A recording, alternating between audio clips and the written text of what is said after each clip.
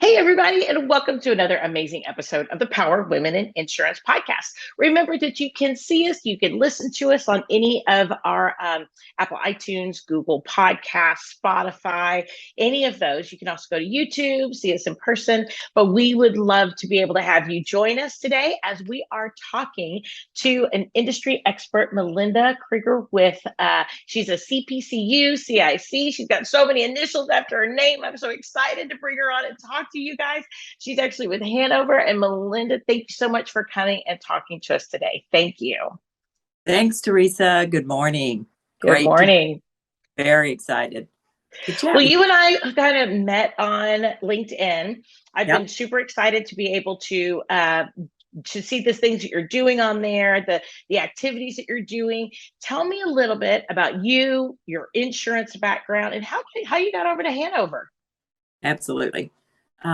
Well, like many people, I walked into the insurance industry unintentionally, Right. but that after a few years that it became much more intentional. So I think my journey is a little different than some in that most of my career has been with one carrier.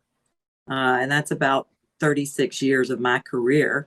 I've been fortunate enough and enjoyed working at the Hanover Insurance Group. So, um, and I think that's one of the things I would say as a point of encouragement to people that are new in the industry today is I think it's very popular, or maybe sometimes we think we have to move around often Mm. to advance our career. But I would say, food for thought is that it is possible, I think, to do a variety of things if you find a place that you love, right? So don't think that you have to necessarily shift to a different organization to be able to still enjoy the things that you love. So that's one thing or takeaway I would have at this point in my journey. So did you, throughout, you said you've been in the industry for 36 years. So as you came into working with Hanover and having your life in the insurance industry, have you changed positions? How have you grown, like you're saying, without necessarily having to change companies? How have you been able to grow in your career without having to be able to go change companies? that's a great question. And I would say that, first of all, I had a lot of great people around me that encouraged me. So I was Mm. when I came into the industry, actually 18. Okay. So I was able to, first of all, the company supported me going and acquiring my bachelor's degree. They've supported my CPCU endeavor and my CIC. So there was support for the education component, which I think is very important. And then, you know, I enjoyed working in an environment where all parts of the carrier side were kind of under one house at that time. So you had commercial lines, personal lines, the claims organization, the accounting part of the organization, the marketing was all under one roof. And Okay. so able to learn the business from the ground up. And Hanover, I'll just back up and say we only work with independent agency channel. So all my experience has been focused on the independent agency side. And the way I was able to advance my career was that I was able to try different things under the same umbrella. So, let's just say that I was working in the marketing area and I interacted naturally with people in the claims organization. And, I always have a kind of a knack for the operations side of things and moving things forward, right? So I don't know where that fits in the area of strengths and skills, moving things. But, a person who would see something and always be trying to put the puzzle together about how can we improve this process, right? And so that, gave me exposure to people who would Mm-hmm. say, Melinda would be able to help us with that. Let's give her an opportunity. So that, I really was able to transition into the claims organization again, at a pretty early age, 24, 25, in a low level management supervisory role at that point in time. So, I people love it get, though, because you took your strengths, like you said, being very operationally driven, and you spoke up about them. You offered, I'm assuming you offered solutions in areas where maybe you weren't necessarily asked, but you saw outside the box, and by doing that, people were able to see your strengths. Is that kind of the way that happened, or did people come to you asking specifically for operational assistance, for you to be able to kind of grow in that position? I think both ways. I think some of it was just because we were naturally together. Very different today. I think in the corporate carrier environment, things are a little more siloed than they were at that Yeah. time. There was more, if you use the term around the water cooler, or more interaction just on a day-to-day basis. And, we were kind of all approaching the business together. Not that we don't today, but it's just a very different day-to-day exposure to other parts of the operation.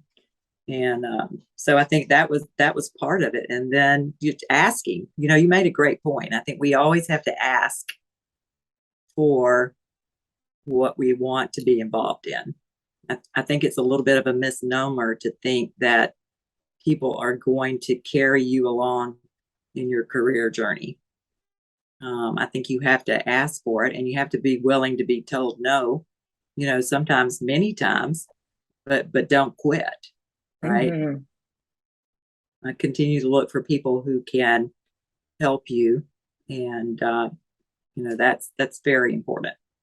And So I love the fact that you also mentioned look for people that can help you, because, like you said, um, we're not just individual beasts. We're part of a community. We're part of a business. We're part of a group of people pushing a business forward and moving forward, an industry forward, the technology of a company forward, whatever it is that we happen to be involved in. And it takes that community. It takes that group of people working together. So, did you seek out mentors in the space, people to be able to learn from, to be able to learn a little bit more outside maybe even your specific box? I was always fortunate that I did have a few mentors. I think that the time and place was a little different, in that I wasn't really, coached to seek out a mentor per se, but I naturally gravitated to people who would assist me and move me forward. So they actually were mentors. It just didn't have that tag, if you will, Right. in Well, time. It was, you I know, think sometimes to label somebody as a mentor is kind of scary, because, number one, people don't see themselves maybe as a mentor. So if we label them as such, they might recoil from it, or they might step back from it and maybe not be as open and honest with us.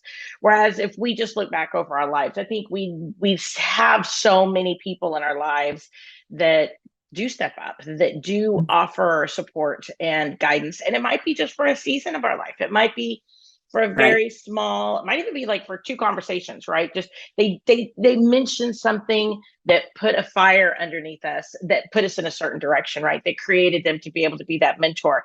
So, for all the listeners out there, I just really want to be able to make sure that sometimes it's not always about labeling somebody or being a part of a mentor program wherever it is that you're working.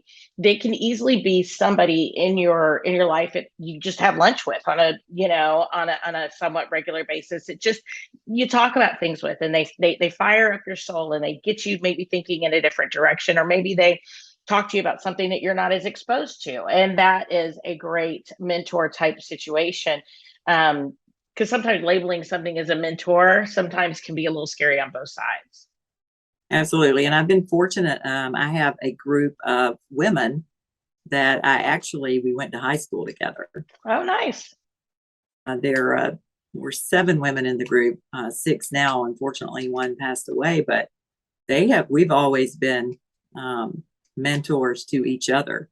One is a business owner out. They're both outside the insurance industry, but both, all of us, very strong-willed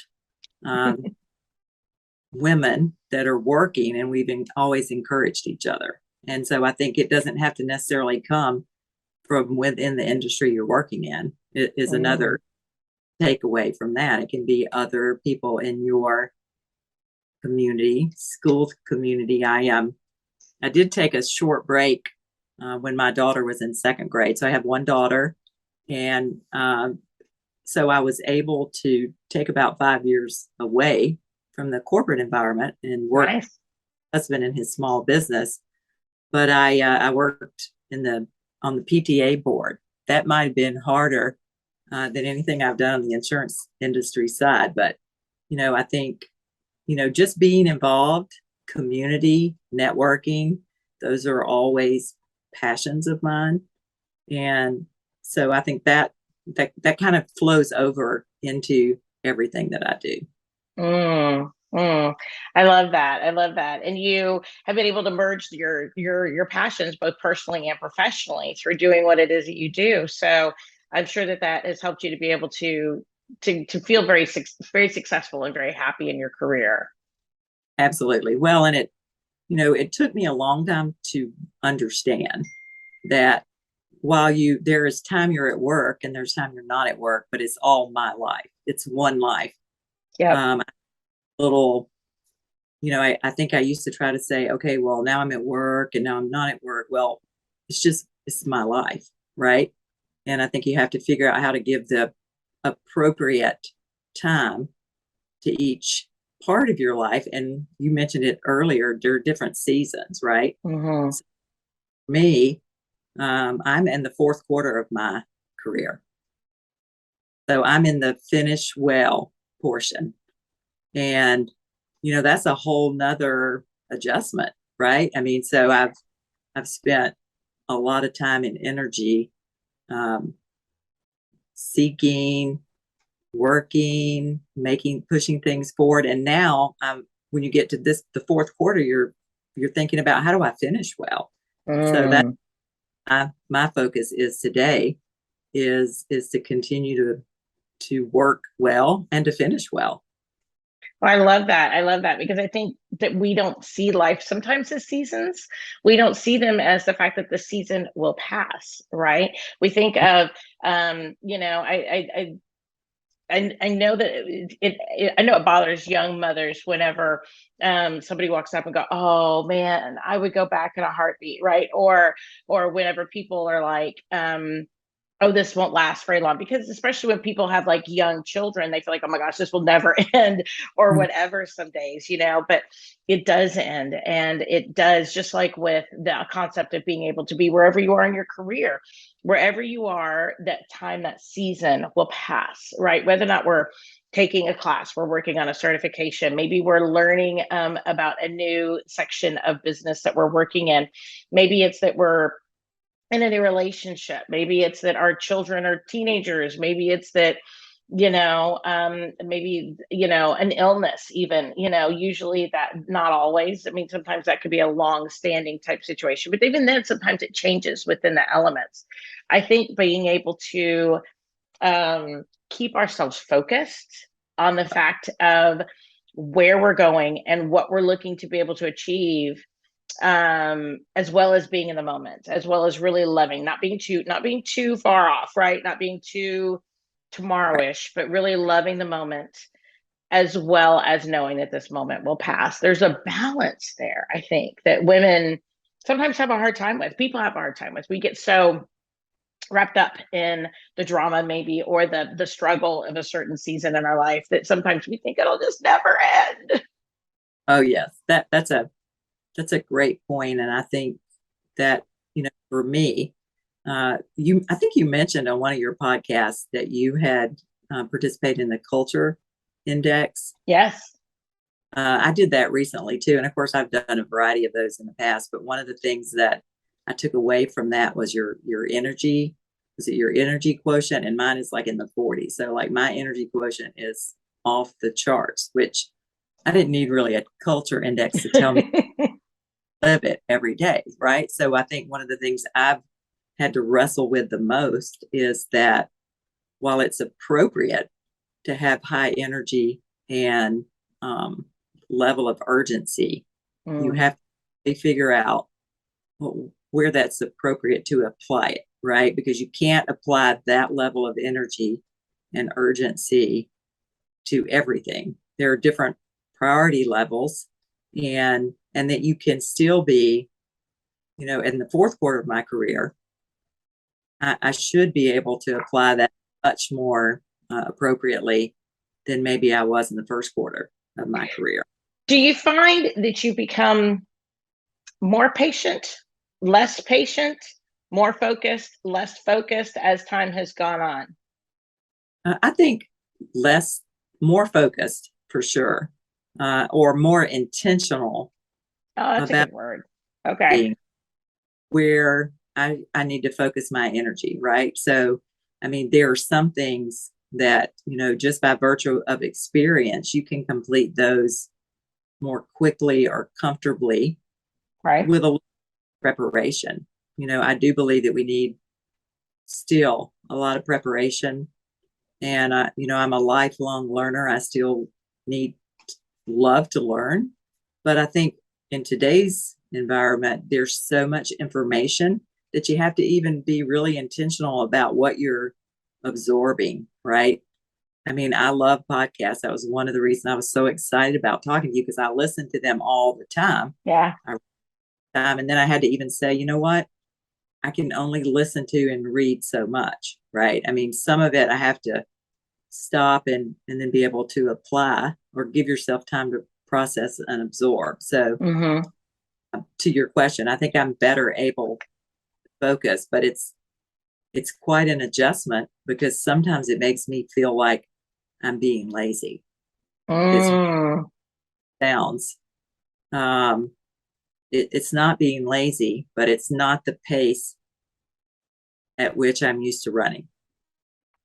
I'm a big fan of Brene Brown, and I don't know if you know who she is, but Mhm. she's a social worker, and has a great podcast, and she has great books and all that. And I remember one, I think it was a podcast.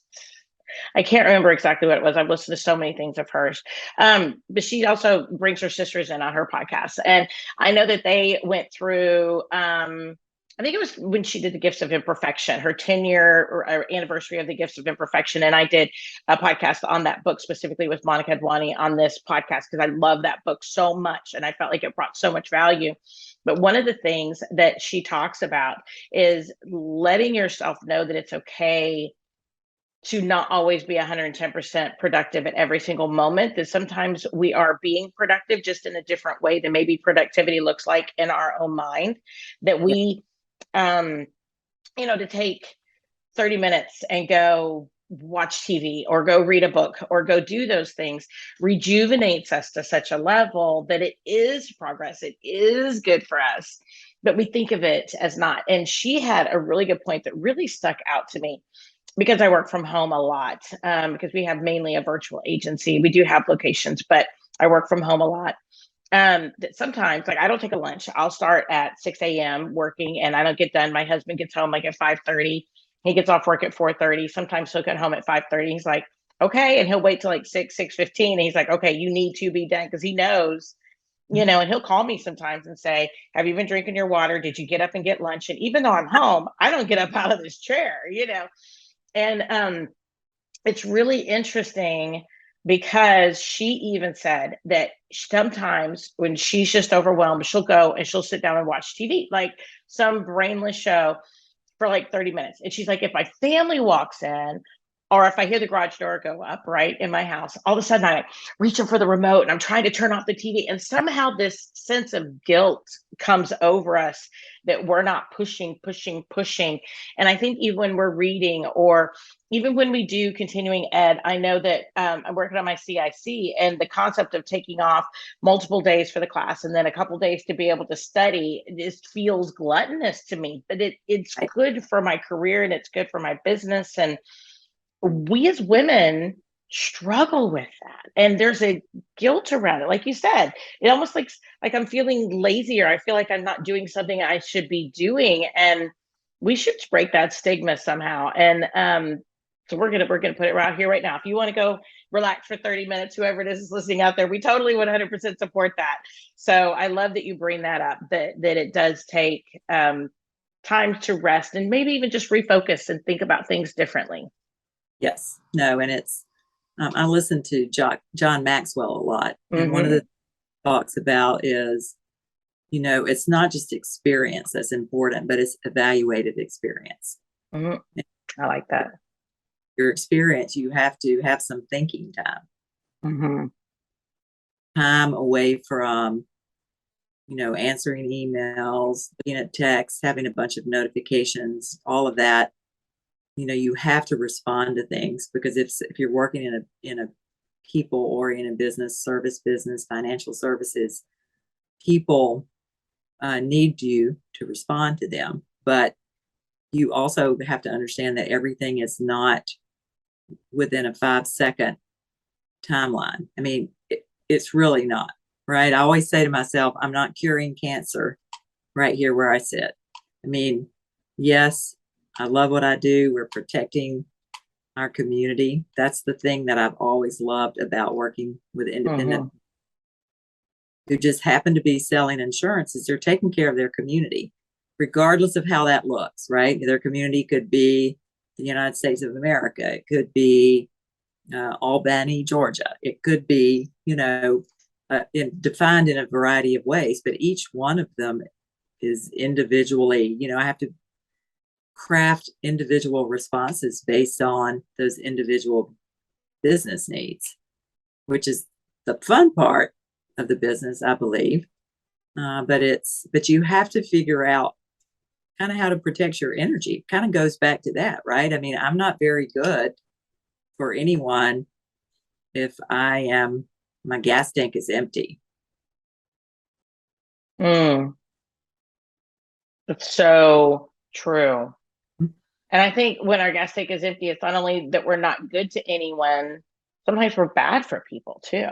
I mean, I know for me, I'll get angry or I get snippy or I don't make good decisions. And I think if we find ourselves tired and exhausted and maybe we are a little bit more reactionary, I'm going to use that word reactionary. It could be, maybe that we give somebody too much, right? We let them take away more than we should because the concept that we're just exhausted. We don't want to sit around and argue about who's going to do that proposal. I'll just do it. Just stop talking. I'll just get it done, right? And then sometimes it's that we get angry and frustrated. I think knowing ourselves and watching, like you said, that time of self-reflection, even at the end of our day, just to be able to say, where am I emotionally? Even if it's like during lunch, right? Just taking a lunch and closing your door to your office or something like that. And just sometimes I'll meditate during lunch, not a lot, because I don't take lunch very often, but which is a big problem I have. But the concept of being able to just take a little bit of time and think about not just the things that we did today, but how do we feel about today? Yeah. I think that's really important. And that's something I need. I'm just sitting here thinking that's something I need to add in because I'm really working on self care this year. That's my big thing is self care because I'm not very good about it. And a lot of things I'm not good about as far as self care goes. So that's something I'm going to sit here right down right now because I want to be able to make sure that I add that in is taking time to just stop and reflect on my day. Well, and I heard something yesterday that probably falls into what you're talking about, and that's it was Tim Ferriss, and just talking about making sure you have realistic or small expectations. So if your self-care is, if you're not very good at taking lunch, maybe if you take lunch one day this week, then that's good. Don't say it has to be 5 days, right? Because maybe that's too much to ask for in your first or second week. Maybe just think about it in small chunks, which is, I mean, we've heard that advice a bazillion times from a bazillion different people, right? But I think because you're very focused, you have a lot of things going on. So you probably, if I had to guess, you'll be me, and then you're trying to go big. Let's go big. All right. So I need to, I'm going to make this change and I'm going to be finished with it in like 4 weeks. Well, I'm kind of setting myself up for not a good result. Right. Yeah. So you just start with a few little things. Yep. Yep. Yeah. I go into full operation mode and I'm like put together a flow chart, kind of thing. And I'm like, how are we going to get from point A to point B, in our operational process? But that's not what I need to be doing. Some days it's just stop and listen, and do one thing at a time, right? I'm trying to drink more water. So I've got my handy dandy little hydro flask over here, so trying to keep myself drinking a lot more water. I tend to gravitate towards Diet Dr. Peppers. That's my jam. But I'm trying to get away from a little bit more of that, but small little changes, even if it's just taking time to reflect on our day, going outside maybe for a walk, getting some, vitamin D, some good energy, some good fresh air. Even if it's just stepping up and maybe asking for advice from somebody within the organization that we work with. How can I do better? That's a great question to be able to ask, and or asking to be on a team, maybe whenever a new team is being formed, getting outside of our comfort level a little bit and doing things that help to be able to push us forward. I think any change that we make has positive side effects, if you will. Even if that doesn't necessarily put us where we feel like we need to go down the road, right? Like I may not be, vice president of whatever company that I want to be able to be, vice president of, but being able to get on a new committee or be a part of a new program, or just to be able to be open to mentoring somebody or talking to maybe a new team member that's joined us, all those things can propel us forward to where we get the experience and or maybe just make a connection that will help us to be able to get somewhere else. I love, just like what you're saying, the small things that help us to be able to grow and to move forward. Absolutely. And I love connecting, and that's, kind of where I am transitioning to in my fourth quarter. The other piece is, we have a mentoring program that's more formal within our organization. So participating in that with some early in career people.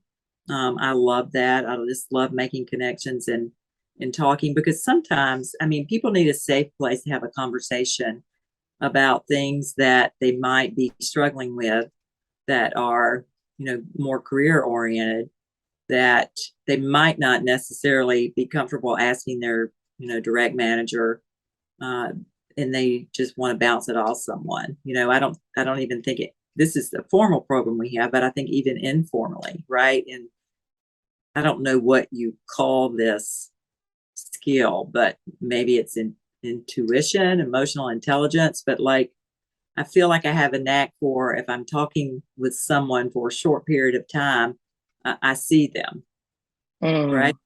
See you, and maybe I hear a couple of things that you're not saying, but I see them, and then I'm able to say, can we talk about those things, right? And sometimes that's all a person needs to have a conversation, because we do, in, call it corporate America, call it the way we work in the US, it's almost like it is weakness to ask for help sometimes. I don't know if that's still true, or if that's more what I experienced or grew up with in my career, but I just think that's false. And so the more that you can have conversations with other people that are a little bit ahead of you in the journey, I think that's a great thing. And I think that's where I'm able today, versus trying to figure out what my next career move is. My next career move is to finish well. I love that. And your definition of finishing well is? Well, my definition of finishing well is, first of all, is to be thankful for the career that I've had, right? Yeah. And to that front of mind, because it has been I've had a great experience. I think it's to stay effective, don't check out. You hear a lot about that today. What is it? Yeah. Why? Yep. And I'm not even sure what that means exactly. I think it's Well, just, isn't it quiet quitting kind of the old phoning it in, or occupying a cube, or something like that? right. Yeah. So being, make sure that I still participate Mhm. and at 100% or whatever however you want to view that. And just to look for opportunities to give back and use my skill set in a different way, other than not necessarily me focused, but not, my career is, if an opportunity comes to me and it's something that I think I would love, I wouldn't certainly be opposed to looking at that, but that's not my focus, is to try to find my next place I'm going to or thing I'm going to do. It's more about finish well where I am, and those things that come to me will be opportunities. I love that. I love that.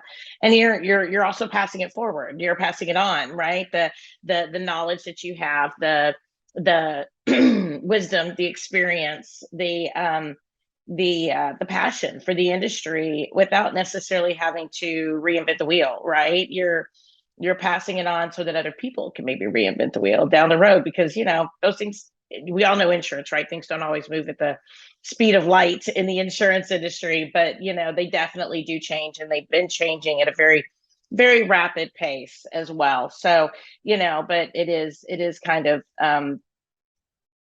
always going to be changing. The industry is always going to be changing. Everything always is. And to be able to pour into that next generation of people who are going to be making those changes is really powerful. Yeah, and it's I was recently talking with one of my agent partners, and we're both in the fourth quarter of our career, but we talked about, there's a lot of noise and disruption in the insurance industry right now, and I said, if I take some time to think about it, we've been through harder periods, Mhm. really. Um, but I think that with everything else, there's so much information today that escalates the situation, right? Not that there are not challenges, but from where we sit, we have had similar challenges. It just has a different face today, right? So it's possible, certainly a lot of hope to make it through this, whereas people that are maybe going through it for the first or second time more are coming at it from a little more of a, maybe not a full on panic, but Yeah, some panic, right? absolutely. Absolutely. Yeah. Yeah. Because I remember when I got in the industry, I opened up my agency because Texas was in the black mold crisis back 20 years ago. And like, we couldn't get, we haven't been able to get, uh, we weren't able to write homeowners insurance in the state of Texas. Most insurance carriers had left, and so therefore the concept of being able to write homeowners, auto, whatever. So we went independent during that time, so we'd at least have markets, right? Because my dad was with Allstate, and so I went on out in the independent range. So we also have to see that a lot of these challenging times in the industry create the movement forward that grow the agency as well, right? It's like, working out or whatever. There are times that you feel strong, you feel powerful, you feel great. And then you go on out there and there are days that it absolutely sucks, and it is the worst thing ever. And those are usually the time that your body's growing and it's leveling up. And I think right now we're seeing that the industry is growing and it's leveling up, and it's using data in a different way. It's Yeah. using the information it has in a different way, and it's maturing in a different way. And hopefully, I'm excited to see what that's going to look like here in the next, 5 years. When hopefully it's usually a cycle where we have to go into a hard market, we come out of a hard market, right? So I'm ready to, I'm ready to watch that, where we're going to end up at the end of that. So I think that'll be really, really good. But for all the people out there who experience this hard market for the first time, it's not the first hard market in the planet. And, take time, watch the industry grow. We've talked about it, even like as we're talking about our careers, right? Looking at our careers, watching our careers, how to be able to appreciate our careers. Take that and apply it to the industry right now. Take it, watch it, apply it, love it, see it as it grows, see it as it is challenged, and see where it's going to go after this. Because It'll be interesting. Absolutely. I love that. I'm excited about the next finish well part of my career. Whatever that, I'm hesitant to put any kind of timelines to that because I don't know the answer to that. I just like finish well. Yeah. No, I think you're doing a great job at it. I love the fact that you're on here, you're encouraging women, you are helping others and passing along this message out there to the next generation. So I absolutely love it. Well, Melinda, if people want to reach out to you, how can they be able to connect with you so that maybe they can ask you questions or they can maybe pick your brain about something?